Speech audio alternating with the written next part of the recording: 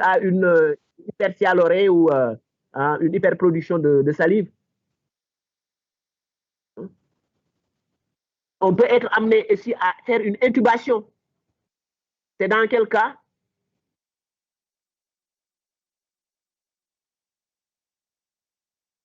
S'il y a asphyxie. Quand vous avez une détresse. Voilà, quand il y a une asphyxie. Donc vous faites une intubation.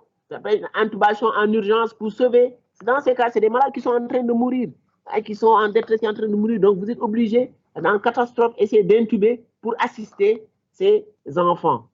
Donc on peut aussi, un geste d'urgence, c'est une trachéotomie. Quand vous avez donc une dyspnée laryngée sévère avec obstruction donc du larynx, vous pouvez faire la trachée est très accessible, vous pouvez mettre une incision ici de la trachée pour l'ouvrir et mettre une sonde pour essayer de ventiler l'enfant. Les états de choc également. C'est là où peut-être il faut mettre on peut être amené à mettre une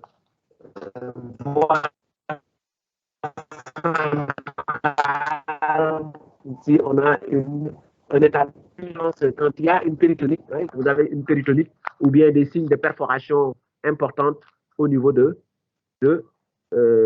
digestif. Voilà. Maintenant, une fois la CAT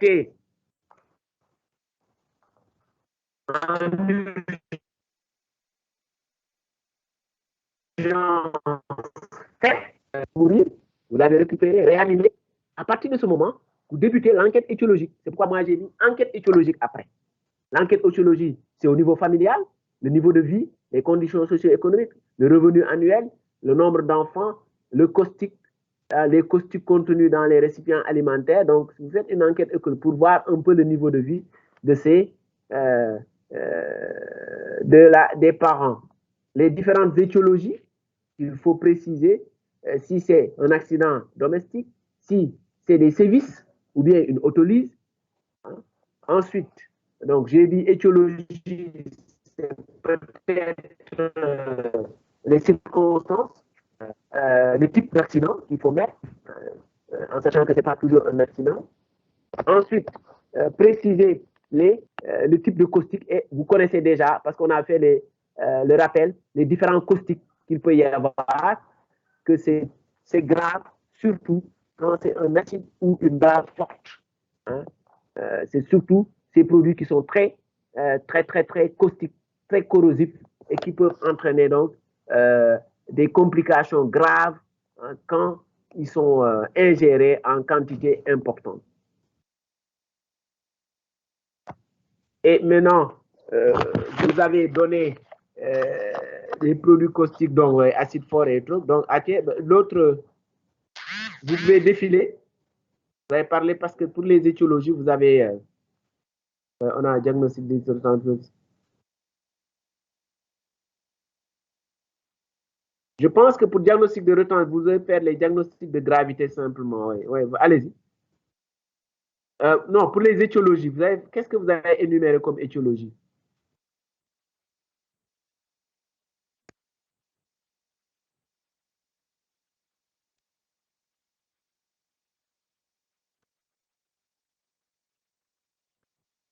Ah, c'est ça. Ah, voilà, donc c'est bon. Vous avez bon, moi j'ai mis enquête étiologique et puis acide fort, là, vous avez déjà.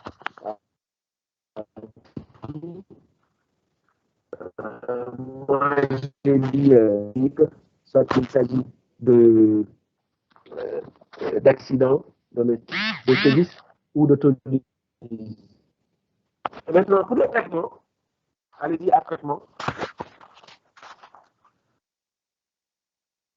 Traitement.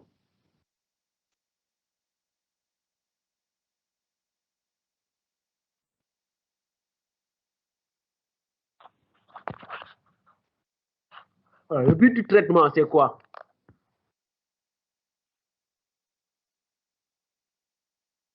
C'est pas ça. Bon, le but, vous avez vu, le but, c'est au singulier. Il y a un seul but. Le but du traitement, c'est de maintenir la continuité digestive. Donc, C'est le but, c'est que l'enfant puisse s'alimenter, donc avaler, et que ça passe, que le transit soit normal. C'est ça le but, c'est donc maintenir la continuité digestive. Hein? Et ce but se complète par la prévention, donc maintenir la continuité digestive, prévenir et traiter les complications. Donc vous allez prévenir les complications, mais également les traiter si elles sont là. D'accord? C'est ça le but. Donc il y a le but qu'il faut atteindre. Et pour atteindre le but, ce but, il faut des moyens. Vous avez d'abord des moyens de prévention primaire déroulés, des moyens de prévention. Donc, vous avez vu, moins symptomatique. Moi, je vais commencer par la prévention parce que je crois que la pédiatrie, c'est, vous commencez toujours par la prévention ou vous terminez par la prévention? Hein? Dans vos cours de pédiatrie. On termine par la prévention. On commence par le traitement curatif et on termine par le traitement préventif. Ok, merci. Donc on peut aller au traitement parce qu'en fait, c'est peut-être dans les indications, mais ici, vous avez les moyens, c'est les moyens que vous donnez. Et vous les moyens, vous les listez. Et les moyens, vous les listez. Donc, moi, j'avais une prévention primaire, c'est IEC. Donc, c'est information, éducation, communication. Donc, ranger les produits toxiques en hauteur ou dans un placard fermé à clé, hors de portée des enfants, équiper les contenants de bouchons à sécuriser, des bouchons sécurisés, ne pas transvaser les produits ménagers dans les récipients à usage, ne jamais manipuler de produits toxiques en présence d'un enfant en bas âge, apprendre très tôt aux enfants les dangers des produits. Hein? Ça pique, ça brûle, c'est du poison. Donc, déjà, il y a ces termes qu'il faut apprendre à l'enfant.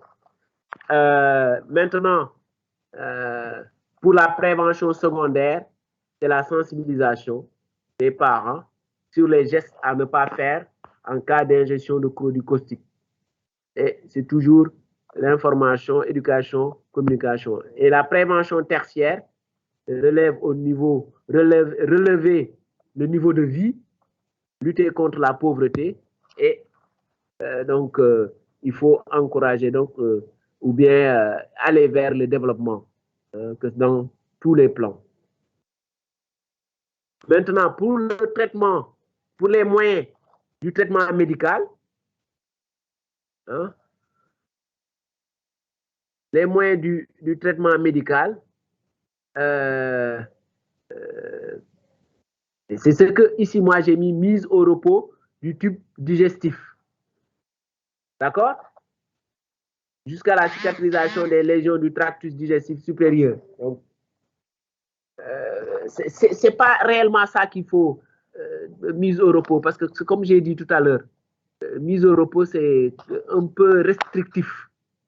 C'est éviter toute substance qui pourrait peut-être aggraver des lésions, notamment des produits chauds, hein, dans certains cas, ou bien des produits, l'ingestion de liquide chaud ou des substances qui peuvent aggraver les lésions. Vous avez les moyens. Donc ça, c'est les mesures hygiéno-diététiques, quoi. Les mesures hygiéno-diététiques qu'il faut mettre en œuvre. Donc c'est pourquoi j'évite de dire mise au repos. Peut-être mesures hygiéno-diététiques. Les médicaments, vous avez les antisécrétoires hein, pour lutter contre l'hypersécrétion de gastrine ou bien d'acide au niveau gastrique. Utilisation d'antibioprophylaxie, donc les antibiotiques. Toujours les moyens médicamenteux, c'est les corticoïdes. Vous avez donc à la dose de